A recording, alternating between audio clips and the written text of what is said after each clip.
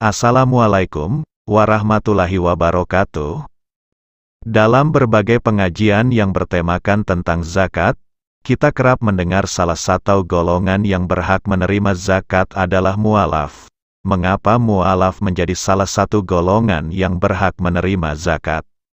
Hal ini berdasarkan firman Allah Subhanahu wa Ta'ala dalam surat At-Taubah ayat 60, yang artinya, sesungguhnya zakat itu hanyalah untuk orang-orang fakir, orang miskin, amil zakat, yang dilunakkan hatinya atau mu'alaf.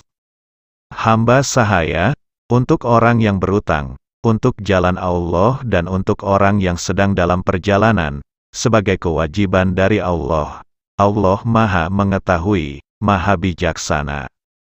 Dalam tafsir Kementerian Agama Republik Indonesia disebutkan, sedekah yang dimaksud dalam ayat ini ialah sedekah wajib yang dikenal dengan zakat sebagai kewajiban dari Allah terhadap kaum muslimin yang telah memenuhi syarat-syaratnya.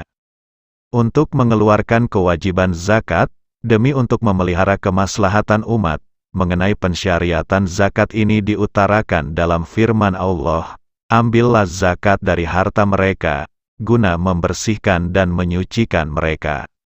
Surat At-Taubah ayat 103, dengan demikian, jelaslah bahwa zakat disyariatkan untuk membersihkan diri dari harta yang mungkin didapat dengan cara yang kurang wajar, agar mendorong pemiliknya supaya bersyukur kepada Allah atas rezeki yang diberikannya. Ada 8 golongan yang berhak menerima zakat dalam ayat ini, yang salah satunya adalah mu'alaf.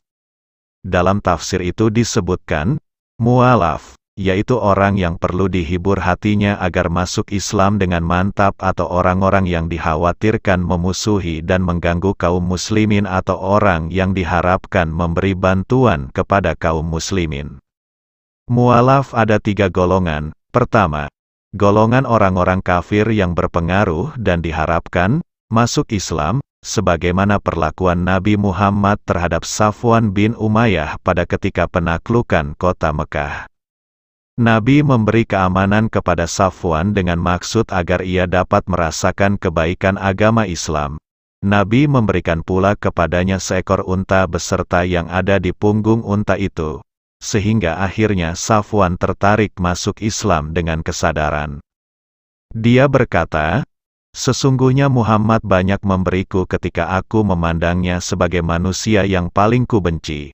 Sehingga dengan perlakuan ramah tamahnya kepadaku jadilah Muhammad menurut pandanganku sebagai manusia yang paling kucintai." Safwan akhirnya menjadi seorang Islam yang baik. Kedua, golongan orang-orang kafir yang miskin kemudian masuk Islam sampai imannya mantap, untuk memantapkan dan meneguhkan keimanan mereka.